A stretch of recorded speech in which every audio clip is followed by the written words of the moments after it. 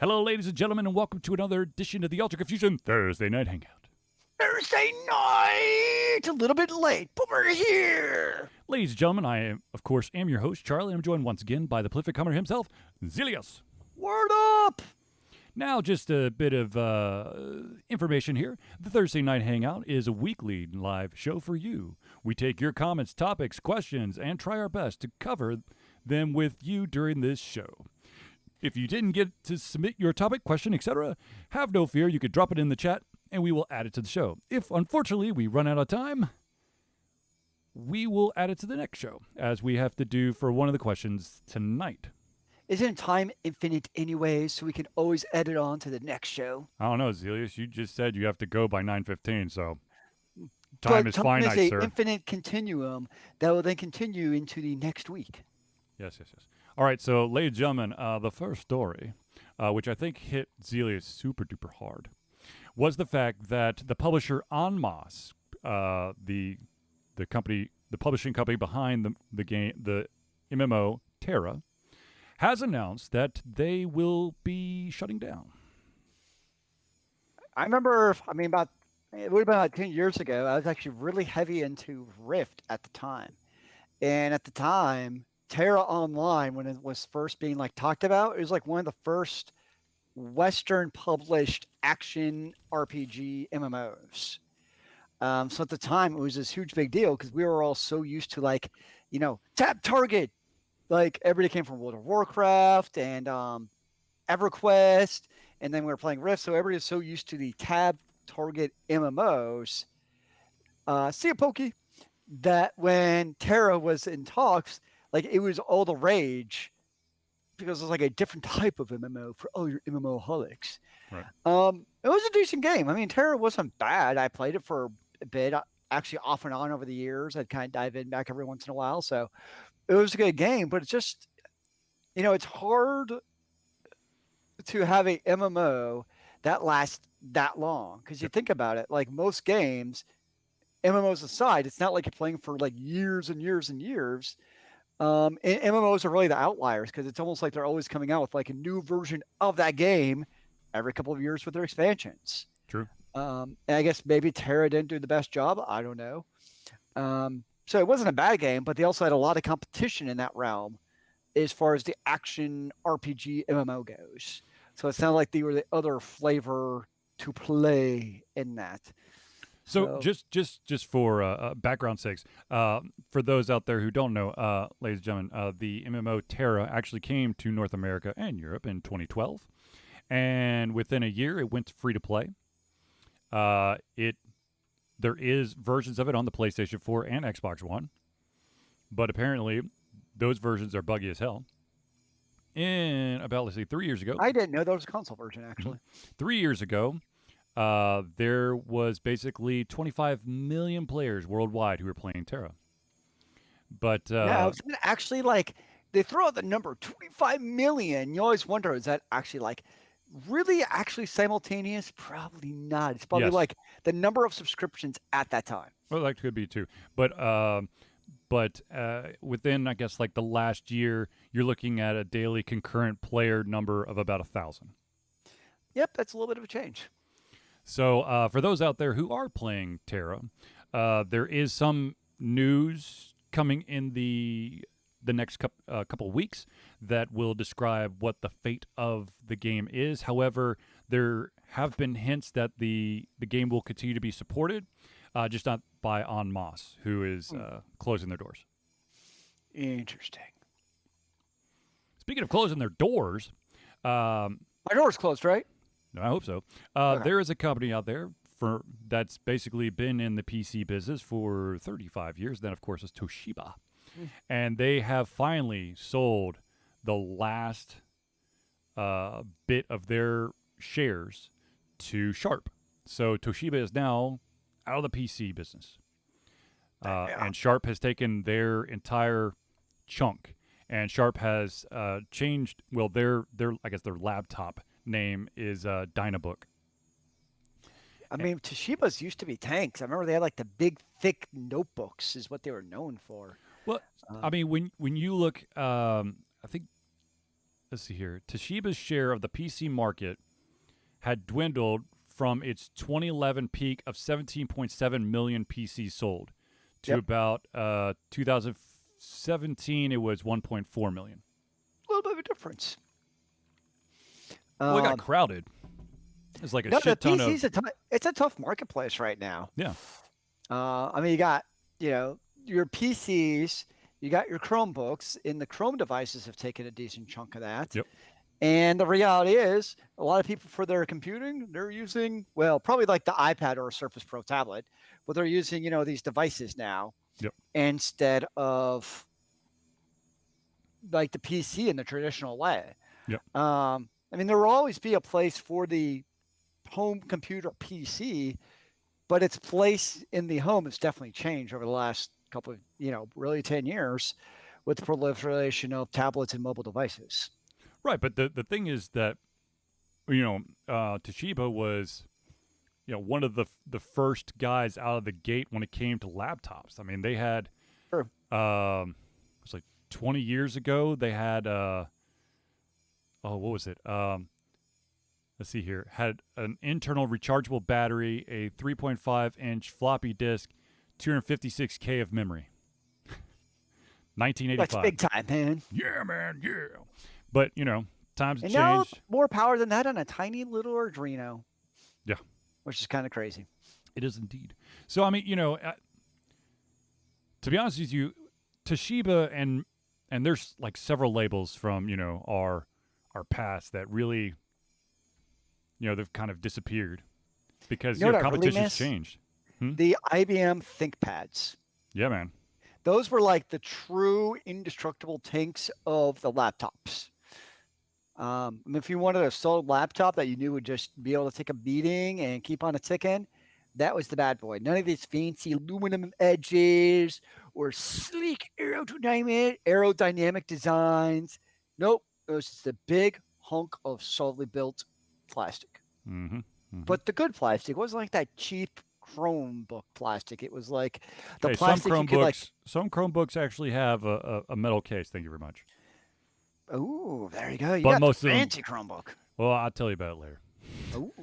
But they were the good, like solidly built laptops that just nigh indestructible. And they had like the little nub mouse too, which was always interesting. I hated that damn thing. I remember playing hated it. This old video game called Nox. Yeah, with man. The nub trackpad. I've got the discs in the house. Yeah, no, I played that with the nub many eons ago. I hate that stupid nub. It had its use though. Like what? To annoy the shit out of you in the middle of your keyboard?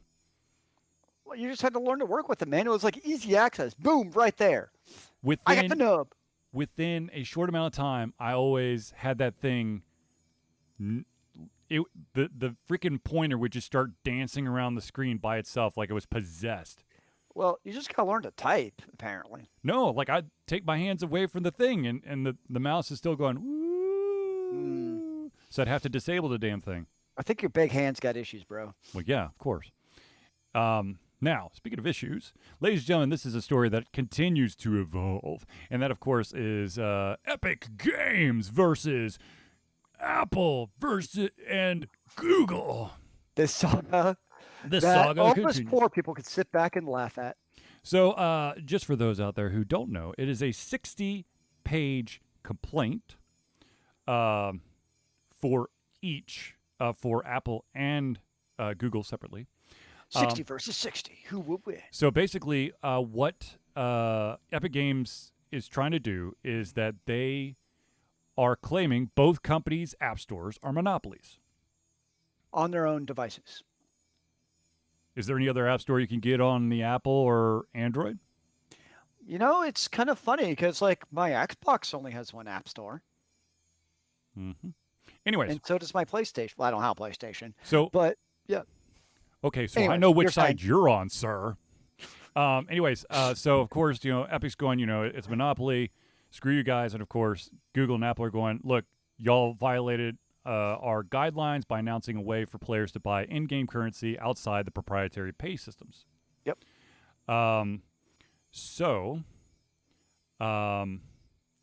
Now, of course, Apple and Google really haven't said much about The suit, although they did both point out that their guidelines are aimed at all developers to keep the store safe from security risks. And so that's why they take a chunk, or that's, kind of what they took a chunk for. But of course, here's the curveball, potential curveball.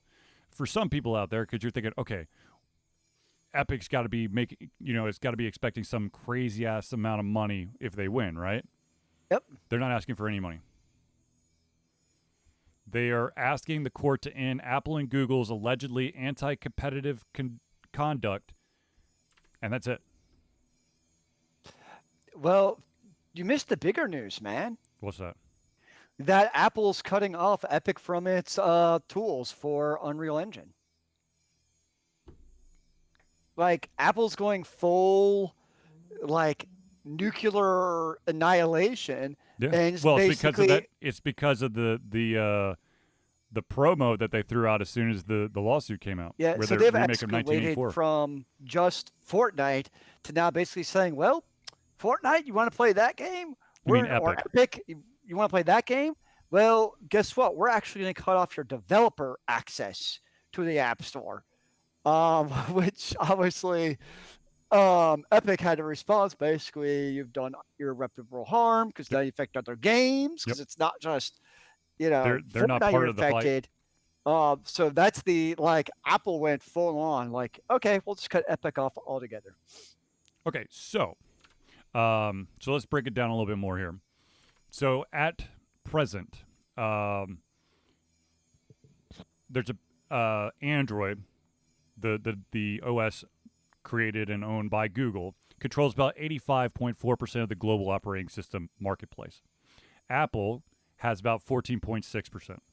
Okay, that basically, covers, that would be 100%. There's no way that it's probably close to that. There's probably some other offbeat stuff that's just, like 0.00000. You still have the old people with the old Nokias, the old Windows phones, just very few, but a few. But yeah, anyways. So, okay, so you look at that mass market share, right? And as many probably know, the app stores take a 30% cut of the revenue for any in-app purchases. Now, of course, there's been tons of developers over time basically saying, this is taking a huge chunk out of our profits. How the hell are we supposed to survive? Because, a lot of the smaller developers, they're trying to do the in-game transaction as well, so they can maybe continue to play.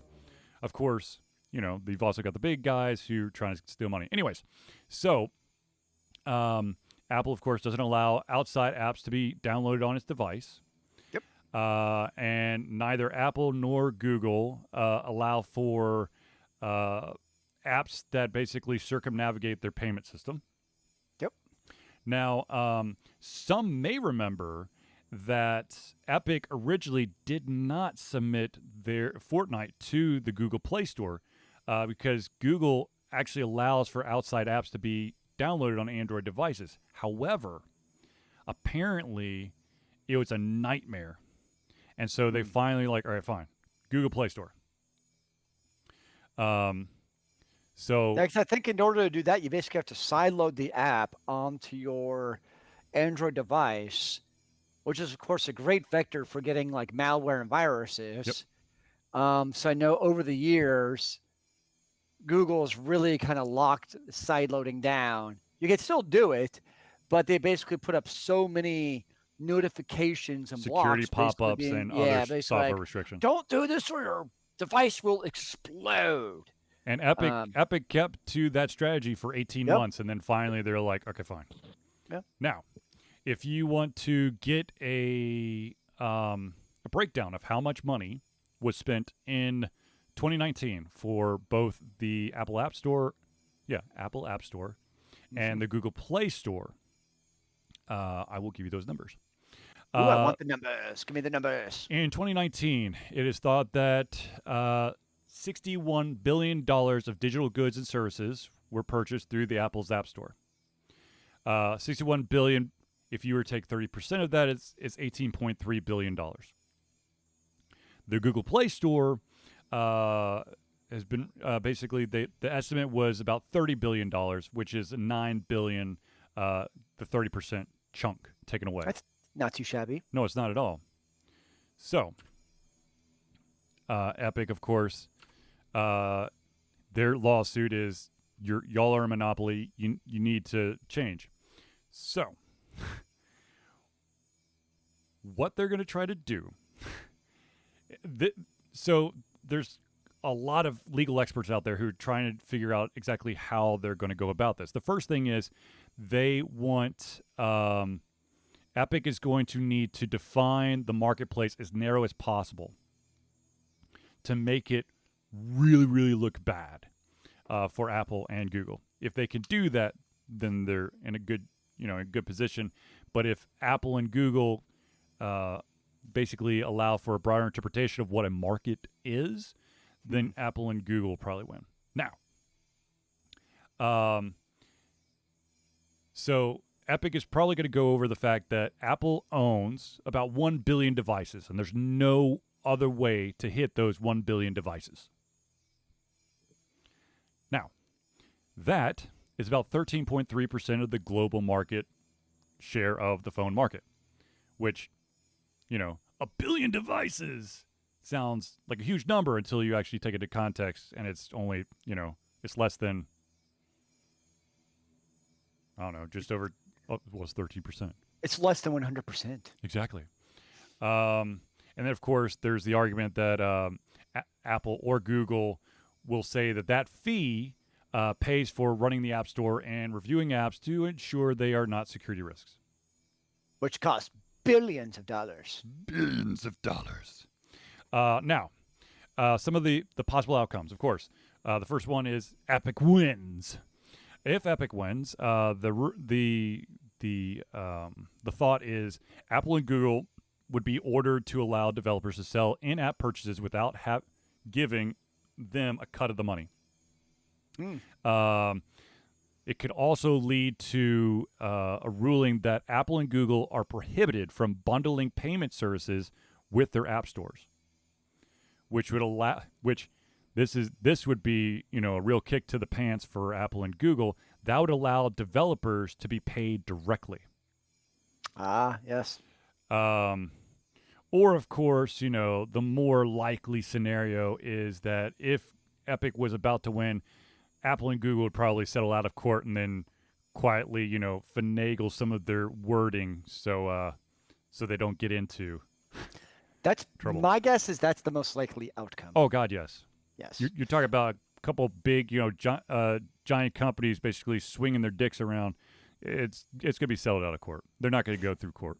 Yeah, they're not going to, because, unless Apple and Google both are feel 100% they're going to win, they stand to lose a lot more by even the 1% chance of losing this court case than they do than just settling it. Well, from my understanding, Epic has pulled on a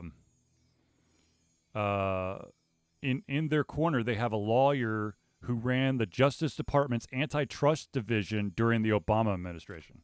Well, I mean, I would say Epic is at least crossing their T's and dotting their I's. They're in it to win it, baby. I still personally think they're full of shit, but that's just me. I mean, they wouldn't have that marketplace to have such a successful Fortnite if there wasn't the App Store on both devices in the first place. So they're Who's basically to say, though, that you're not. Why can't you have another App Store? Have Apple's App Store to be like the walled garden, but give an alternative for the consumer. Because Apple has no. Why would Apple do that? You're buying an Apple. Because you're a monopoly. An Apple product. They're a monopoly on their own device. Of course they are. That makes perfect logical sense. That's why I buy an Apple device. But it's a phone. It should be able to do more than just Apple stuff. That seems like you're crippling the technology awesomeness that could be in the phone. Yeah. Sorry, obviously you know whose side I'm on this one. Yeah, I know. No, but as a developer in Epic, I also understand where Epic is coming from. I mean, I don't think they're right, but at the same time, you're talking about a free-to-play game where less than 30% taken away by Apple, you're going to go for that too. Like I totally understand why they're doing it. Well, you're talking about a game. I know personally, as being from the development community once upon a time, I do understand that if you're the fortunate or unfortunate thing is the vast majority of apps today, in order to make a splash, you either have to have like really crazy awesome luck and have a celebrity pick up your game and talk about it, or it's free to play and it catches fire and you make your money via an app. Now, of course, when you're a small freaking developer and you're trying to survive on that that in-app purchase, 30% of that, where it's probably like what, $2.99 per purchase. Yep. So, what's 30% of $2.99? Basically, you get $2, just to round it off. Fine, there you go. I know it's not exact, but close enough. So, like, for a small company, wasn't there is a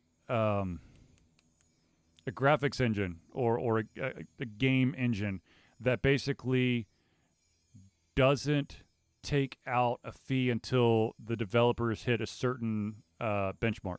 You know what? I remember talking about that on the show. I don't remember what it is, but I do know we talked about that at one time. I wonder if it's Epic. My guess it would probably be Unreal Engine, or what's the other big one? You have Unreal. You have well, it's not going to be Unity. That's the one I was thinking. So it's probably Unreal or Unity. It's probably one of the two. It would be Unreal then, because it wouldn't be Unity. Okay. Then yeah, it's probably Unreal. Interesting. So yeah, I mean, I just know as a poor pleb, I just kind of sit back when billionaires fight and have a pissing match over who has the best lawyers. Well, okay, so look, at the end of the day, whatever. At the end of the day, if anything happens, one of the possible outcomes, and I made mention of this last week, was you're going to see a fracturing of companies where they're all the same freaking company, but they're different. That, of course, is the case that comes up is the 1974 antitrust case against AT&T. It took over 8 years to litigate and concluded with the company's breakup into multiple businesses. AT&T is the part, Warner Media, CNN, all those other damn companies out there. If you really wanted to try hard, you could basically trace it all back to one company. Yeah, it's going to be a fascinating fight. I mean, this could also, if you think about it, the trend of online, these mobile devices, it's not going anywhere, right? I mean, this is going to be sticking around for years and years. This really has, if a hypothetical, I think we both think they're not going to finalize in court, right? Right. But if they do, some alternate universe where this sets a precedent, I mean, that could be a huge precedent going forward if this does make it to court, because this has the potential to affect if it in some crazy world where the courts decide that yes, you do have a monopoly of having one app store access on the device is monopolistic practice. That is a seismic change to how we really interact with our phones. True. If all of a sudden, if it's like, in your PC, we're used to having multiple app stores, right? We're used to, you got like my dock right now. I have Steam, I have Blizzard, I have Epic, I have Stardock. Oh God. So like we're like, stop chewing wires. So we're used to having all these like different devices on our PC. Right.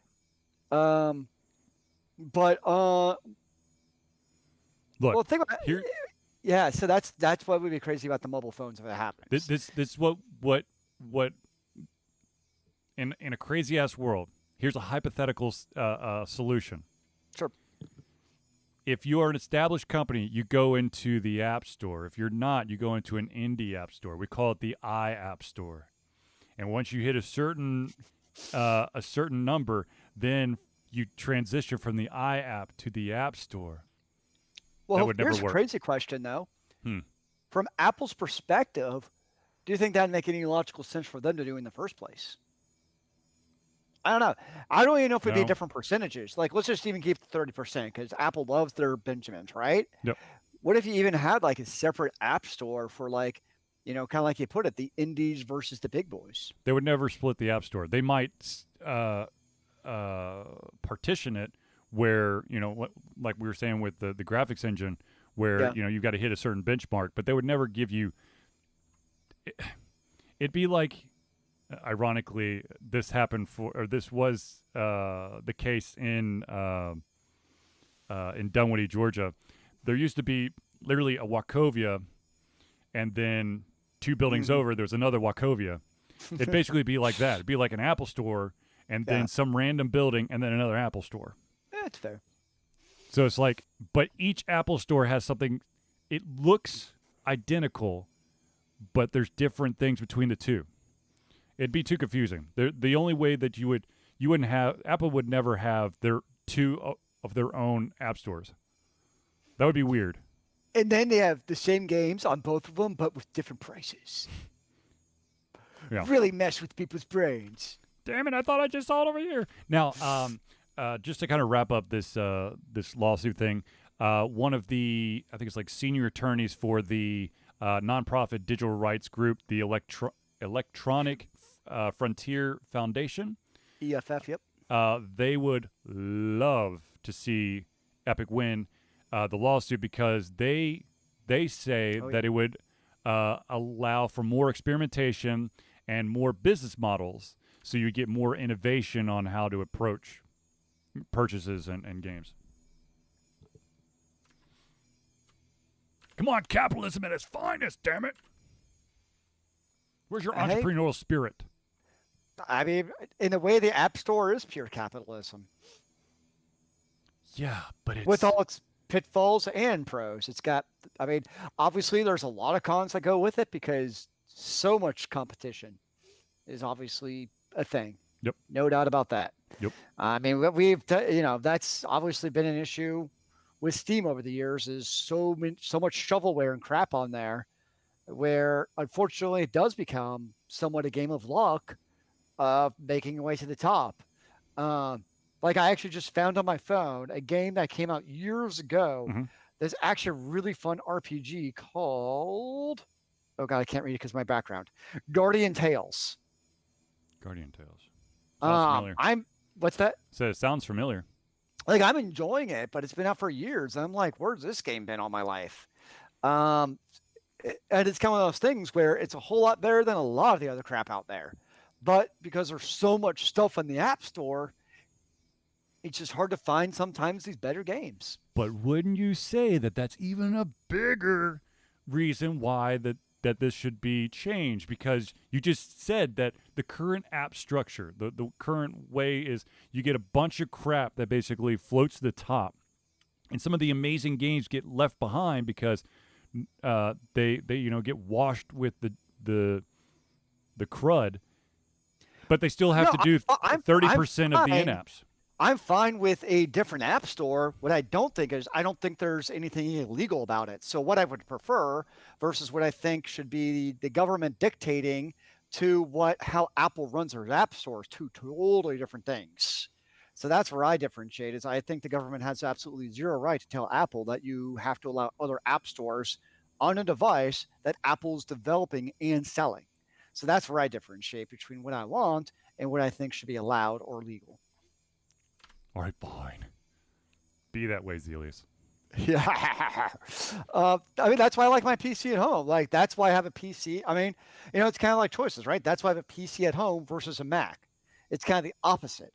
I prefer my PC to be able to, tinker, build parts, and, I have 18 different app stores, and it's great. The Mac's more locked down. That's fine. It's depending on what me as a consumer, I have also different choices that I can make a conscious decision of what to do.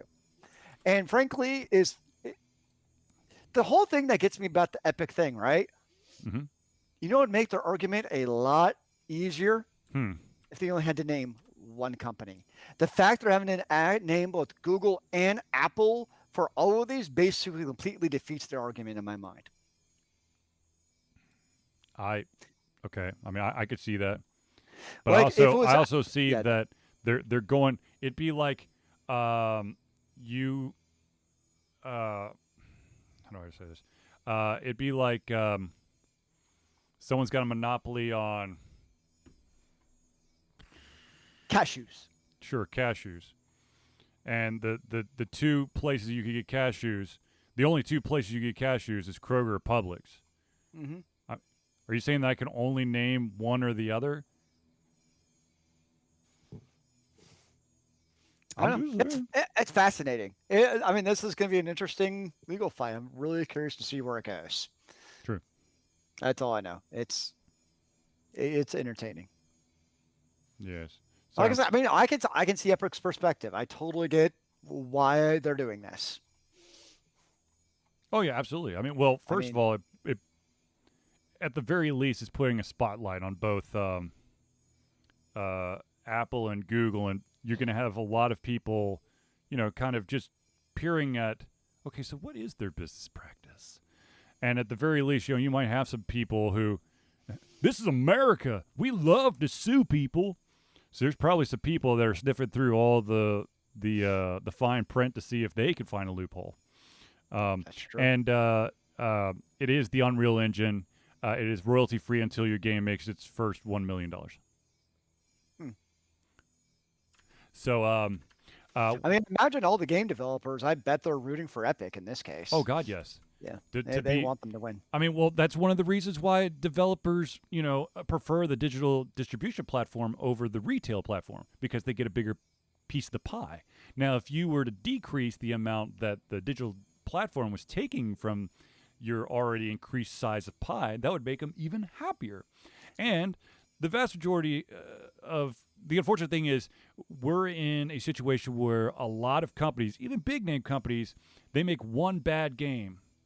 And it could be, an amazing game. It just gets squashed underneath all the crap that came out at the same time. They're going to have to close. So True. Because they're, what looks like, oh, it's a great deal, so every $10, I get $7. That's amazing. That's more than zero. And you're like, yeah, it's more than zero, but wouldn't you like to make like $8.50 or $9?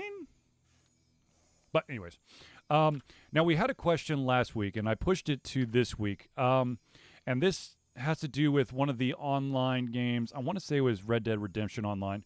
The question was, what are your thoughts when a developer rolls back a feature patch in an online game? It depends what the reason for rolling it back is, I suppose. If it's because of bugs and stuff, then I can understand why. I'm not particularly familiar with the Red Dead Redemption 2 circumstances surrounding the rollback. I don't know either, but you would think in the gamer world, you would think that, and okay, let me put this out here, ladies and gentlemen. I am about to blow your mind. There's not actually a lot of testing sometimes when shit needs to come out. They probably had a deadline, and something tells me that they might have overlooked something. Perhaps they weren't testing against the latest build. And when they released it, there probably were a ton of issues and errors, and they had to pull it back. But of course, that's what it looks like. According to Engadget, that's what they're saying is the patch, particularly on the PS4 and the Xbox One, made the glitches actually worse. So, I mean, I understand it. Is it kind of like, does it suck as the consumer? You've got this anticipation just building up. Oh, man, it's going to be awesome. This patch is supposed to open up all this new stuff. It's going to be sick. And then you get in there, or maybe you unfortunately had to work or something. And so people get in there, and you're like, oh, God, I can't wait. And you get home, and they're like, oh, yeah, we had to roll it back. Now, my assumption, the article doesn't say anything, but my guess would be they'll probably fix that patch and then still release it at some point. Oh, absolutely. But it's going to be later. And later's not now, damn it. I want it now. Now, what we used to have a lot in MMOs was progress rollbacks. Yeah. So, like, back in the old days where you had, like, hard server, like, so as a common practice in old MMOs, like World of Warcraft, is, like, the raids would open up, like, Tuesday at 6 o'clock. Mm-hmm. So all the raids they would all start Tuesday at 6 o'clock, which meant those particular server farms become overloaded. Yep. And if they have a crashing or lagging, basically there would be a rollback to before 6 o'clock, so you could very easily lose progress. And that was Gotta love it. definitely an issue at one time in life. Gotta love it, man. Gotta love it. It's what we call autosave checkpoints. Now, there was another question that came in this week, and I just want to voice it real quick here. Unfortunately, over this past week, there was a social media attack on a voice actress. And basically, the gist of the story is this voice actress has done a lot of anime work, a lot of dubbing of existing properties, of course. The vast majority of anime, of course, comes from Japan. And when it comes to the stateside, there's a push to dub an American voice, an English voice, over the show so that people who do not know Japanese and don't want to read subtitles, lazy fools, can enjoy the show. Now, this person was attacked because she is going to be voicing a character that basically lives in infamy. The vast majority of the anime fandom hate this character. And so when it was voiced that she would be voicing the English version, they went after her. That's just dumb. So let's see here. Let's see, this is back. Here's one of the tweets she sent out. I announced yesterday I was going to play a character who wasn't nice. She's the antagonist. It's a story device. The dub hasn't even dropped yet. Can we at least wait until then to send messages telling me how horrible I am? Also, this was on her birthday. That's just stupid. It would be like going after Jack Leeson because you really, really, really, really, really, really, really hate Joffrey from Game of Thrones. Exactly. Guess what? And I'm sure that there are some people out there who are like, damn you, mother. Like, they're fake people. I mean, the person's real, obviously, but they're like acting a fake person that's not real. Like, but let's be honest. Some fans, they believe the characters are real to them, that world exists. Yes, in like imagination land, but to them, anything that could be equated to that bad person, of course, it just makes me angry. No, it makes me angry as well. You for better or for worse, there's a lot of it's interesting. There's a bunch of people. There's a bunch of characters out there for existing properties that when people say, yeah, I'm going to be part of this, people get all up in their feelings going, it's a terrible character. Why would you ever want to be a part of that?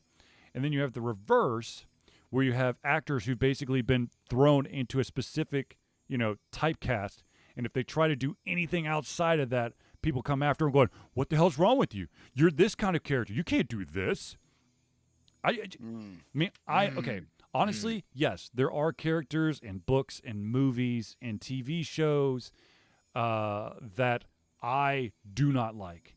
But I would never, personally, go after someone who is going to voice that person or portray that person.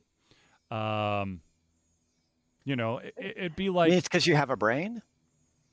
Well, I believe, it's more than just a brain. I think I'm able to step back and kind of like, everyone has a job, okay? Some people's jobs are to do voices. And so why would I go after someone for being excited about getting a one in a million chance to add their voice to an existing successful property? Like, oh no, man, it's crazy. A lot of people showed love to this voice actress, and she did recently come out and say, thanks, y'all. I'm okay, honest. The love is definitely drowning out the hate. I'm grateful for all of you, and that I get to spend today doing what I love with some of my favorite people remotely, creating new projects I can't wait to share with all of you. Let's be kind. I mean... if this is what gets you off, grow up. I mean, it's. I never want to grow up. I never want to grow up. How about I just learn want to some be a Toys R Us kid. respect? Damn it. I know that we're tight on time, Zealeus. I know that we're already over time, but I'm going to ask you one more question, then I'll let you skedaddle into the night. There was one more question that came out, and this was kind of an interesting one, simply because it was aimed at me because they're like, "You're old." The hair gives it away. What hair? This is just rugged reddish, man. I don't know what you're talking about. Anyways, there was a question that was asked of me recently that said, when there is a reboot of a beloved or cult show, how much should diehard fans expect to stay the same while being new? My expectation as a diehard fan would be probably none. That's why it's called a reboot. You want nothing of the original to be part of the reboot? No, what I want and what I expect are two totally different things. Okay. I might want to be similar with updated HD graphics, but the reality is it's a reboot, and we all know that reboots do not stay to the original storyline. That's just the reality. So everyone do themselves a mental favor. Set your expectations not as the HD revolution of the original show, but rather probably what's honestly going to be a re-imaging of that show. So it's better just to do the mental gymnastics now, get it out of the way, and you'll be much happier in the long run. Look, here's the deal. There's a couple shows off the top of my head that people have, or I personally have voiced opinion on. That is the 90s Teenage Mutant Ninja Turtles versus whatever the hell this is that they've like reimagined 3 times now. It doesn't mean it's better. The old school G.I. Joe versus whatever that craptacular baloney malarkey crap movies they tried to do. Wait, The Rock was in it. It was good, man. There was lots of big explosions and pecs. What more do you need? Actually, Don't say storyline, man. I can't have a storyline. Following the actual G.I. Joe storyline. Oh, dude, come on, damn it. Where is Sergeant Slaughter? Cobra. Where is Sergeant Slaughter? They overcome Cobra. Sergeant Slaughter, he was in the WWF. What else do you need? Battling the Iron Sheik. No, to be honest with you, I actually recently saw a reboot of a show from like the 90s, and I was actually blown away. It looks different. It's definitely updated, but it feels true to the source material. And that, my friends, is the show DuckTales. DuckTales, now, man. DuckTales.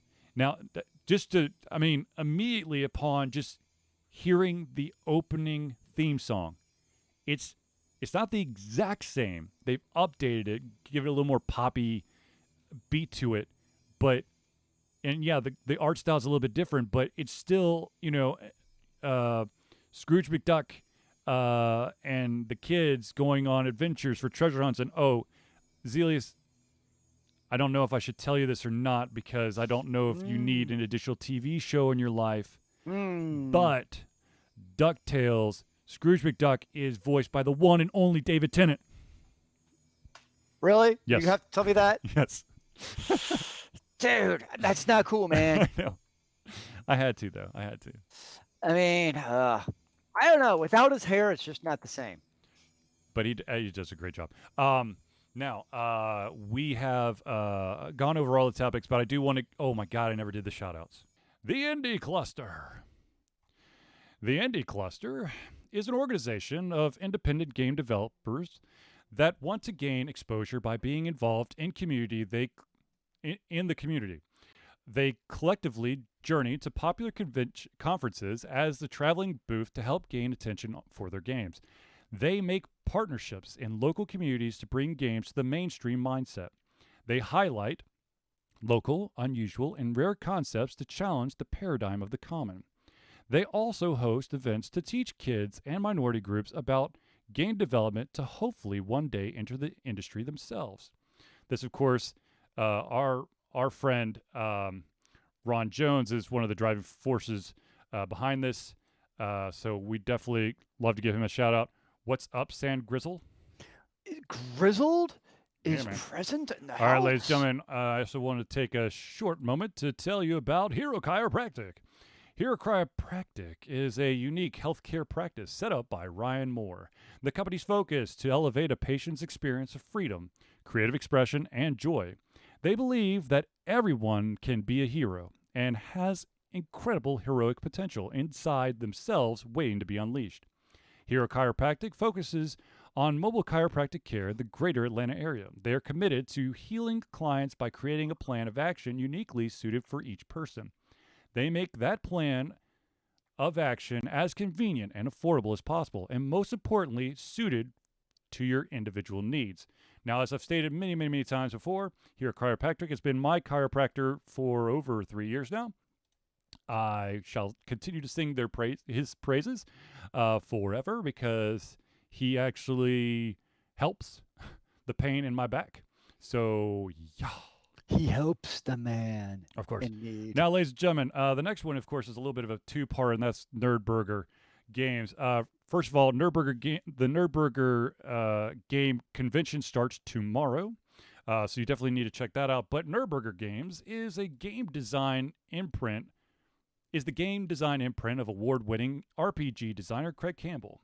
Craig has done a whole bunch of RPG design freelancing in the past. Several years ago, he dove into designing his own RPG. Now, Nurburger Games has multiple RPGs and is showing no signs of stopping. Nurburger Games endeavors to create games that explore corners of the RPG landscape that haven't been explored, or haven't been explored very often. These games forgo dense gaming mechanics in favor of lighter rule sets that allow players to focus on telling fun, engaging, memorable stories. Like I said, the Nurburgercon starts tomorrow. I will be in 4 different sessions that I'm super duper excited about. Just how excited are you? I'm like bouncing for joy, my friend. I can tell you. Let's see here. Hold on. Let me see if I can pull it up real quick here. Can you actually bounce? There, I bounced for you. Yay! Which is really I'm so weird. happy. Okay, so I've got. I'm going to do one of the Nurburger games. Is a game called Die Laughing, and I'll be doing that tomorrow night. And then we Die Here is another game I'll be playing. Goblina, and then finally Memories of Tomorrow, a playtest on Sunday. Nice. So I'm super duper. All kinds of stuff, yo. I am stoked, man. I am freaking stoked about getting to play these games. So definitely, at bare minimum, check out NurburgerGames.com. Yep. All right, so ladies and gentlemen, another shout out we definitely have to give is to our amazing stomping ground that, of course, is Battle and Brew. Battle and Brew is Atlanta's first and oldest gaming bar and restaurant. Opened in 2005, Battle and Brew had a very modest menu, a few beer taps, and focused heavily on gaming. Now they have grown to encompass so much more. They pioneered geek trivia in Atlanta and remain the hardest trivia in town. They have upgraded the menu from only a few items to all your bar favorites and some soon-to-be favorites. They've expanded the gaming and kept everything top of the line. They've taken a good place and made it a great place. A place where the staff listens to your desires and suggestions. A place where you and your friends feel like you're at home. A place where everyone knows your game. And but do they know your name too? If you go there often enough, I'm sure they will know your name. There you go. That's what I was looking for. Now, ladies and gentlemen, of course, since we're doing the shout-outs, we also have to do the obligatory Altered Confusion heads up. The first one, of course, has to deal with this amazing thing called Extra Life. Extra Life. Altered Confusion is proud to say that we will be fundraising for Extra Life for the 9th year straight. Extra Life is gamers doing what they do best to help sick and injured children at their chosen Children's Miracle Network hospital. The money that we raise through Extra Life will go directly to our chosen Children's Miracle Network Hospital as unrestricted funds. This means that the hospital decides where and how to spend the money to ensure the dollars you raise make the biggest impact in the lives of kids they treat. So if you have the capacity to donate, please go to extra-life.org and search for Altered Confusion and donate today. Seriously, Does it have to be today? the sooner the better. You could donate anytime, during the year, but I would recommend that you do it sooner than later so that you can make sure that you remember to actually do it, because you'd feel absolutely terrible if you forgot, because it's for the kids, man. It's for the kids. What if I prefer like adults? Okay, that's a different discussion for another day, Zealeus. Okay. But anyways, like I said, this will be my 9th year straight, and we of course have done our fundraising. Our specific hospital is the Children's Healthcare Atlanta, and I huge supporter. I had to use it when I was growing up. All my sisters and my kids have. Some of my friends have. Zealeus, did you ever have to go to Children's Healthcare Atlanta? I don't remember, but it's always very possible. I know that I had to take a friend there, and Zealeus was present during the injury that caused us to go there, but Zealeus didn't go to the hospital with us. You guys were fine. Yeah, we're fine. All right, so anyways, ladies and gentlemen, let me also tell you, in a bit of a different kind of donation, as much as I would love, donation to this next thing, if you could donate to one thing, please donate to Extra Life. The next thing is, ladies and gentlemen, Altered Confusion has a Patreon. Altered Confusion survives on love and support of fans like you. So we have a Patreon page. Patreon lets you, the fans, supporters, become active participants in the work we love through a monthly membership. This gives you access to exclusive content, community, and insight into our creative process. In exchange, we gain a bit more freedom to do our best work and the stability we need to build an even stronger creative career. Currently, there are 2 different tiers that you could do. Like I said, is a monthly membership. The first one is at $1, and that $1 tier basically, it's a huge thanks to you. Keeps the lights on. There's also a $5 tier, and if you do the $5 tier, we will add you to the Friends of the Show part of our Thursday Night Hangouts. Aren't we all friends here? Oh, we are. Now, ladies and gentlemen, we have a little bit of a surprise. Zealeus doesn't even know about this. First of all, ladies and gentlemen, if you if you cannot do a monetary or financial donation to Altered Confusion, there's a couple other things you could do. The first of which is just to share, follow us on all of our repost, all of our different social medias. I knew about this. And or if you are one of those type of people who decided they need to send in a physical item, you could do it by sending it to the following address. That is 1551 Dunwoody. That's DUNWOODY Village Parkway. And this is super duper important. Number 88276. If you forget that number, you will send it to the post office proper, and it will not be delivered to us. It will be returned to you. That would be very sad, Joe. Very sad. So once again, the P.O. Box number is 88276. The city is Dunwoody, DUNWOODY, Georgia, zip code 30338. Now, I do want to say one thing before we exit the show, and that, of course, was, ladies and gentlemen, this past weekend was Nurburgercon.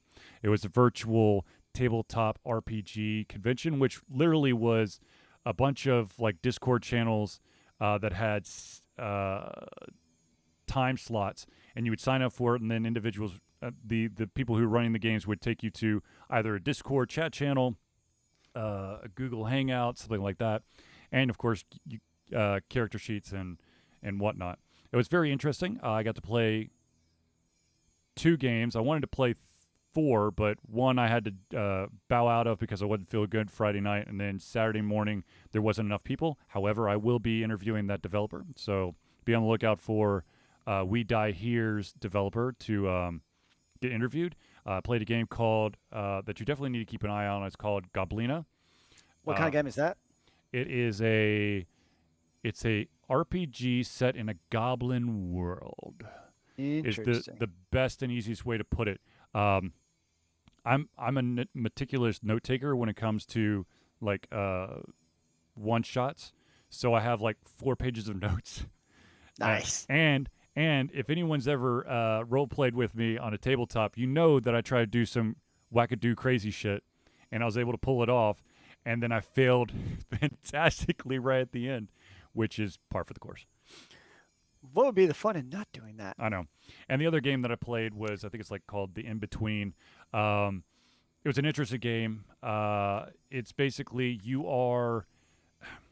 it's kind of like you and your team go into like a dream sequence that kind of foretells of a problem you're going to face, and then gives you kind of like markers of what to look for in this actual adventure, and then you go into the actual adventure. Interesting. Yeah, so I'm good. I'm trying to line up a couple interviews for the developers there, and then of course, Craig Campbell is already made me aware that I'm going to be spending more money on his next RPG, which of course is Good Strong Hands, which will be starting its Kickstarter September 26th. Very nice. So when we get a little bit closer to that, I'm going to see if I could grab Craig, at least do an interview, maybe get him on the show, and Yes. of course, try to finagle towards an exclusive version of the book, because he's actually popping around. It's not definite, but he is kind of thinking about an exclusive hardcover at a higher dollar tier where it's like super duper high quality. Fancy. So anyways, all right, so ladies and gentlemen, I apologize that we started a little bit late and we're kind of wrapping things up by jumping around a bit, but Zealeus will be better next week. I'm always better. I don't know what you're talking about. All right, so ladies and gentlemen, I'd like to thank everyone for tuning in to the Ultra Confusion Thursday Night Hangout. For myself, Charlie, and Zealeus, it's been a pleasure coming. And Rose. It's been a pleasure giving you everything on our heads, our mouths, and of course, our hearts. We'll be back next Thursday for another Ultra Confusion Thursday Night Hangout. Remember, kids, keep on gaming in the free world. Amen to that, brother.